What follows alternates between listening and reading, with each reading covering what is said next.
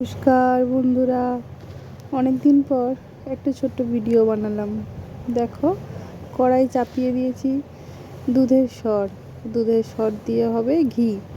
আমি সাধারণত এইভাবেই করি, ডাইরেক্ট ফ্রিজে জমাই, সেখান থেকে বার করে ডাইরেক্ট কড়াই দিয়ে ঘিটা বানিয়ে নিই।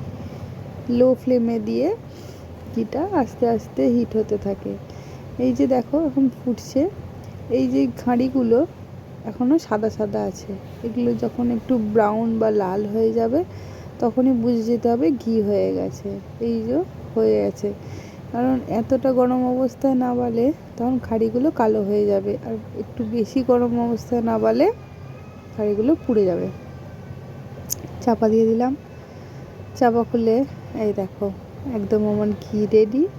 আমি একটা ছোট বাটিতে ঠান্ডা করে ঢেলে নিচ্ছি। সেখান থেকে ঢেলে নেবো কৌটোতে। অনেকটা সর দিয়ে দেখো কইটুকু মাত্র ঘি হয়েছে। Tata, bye bye.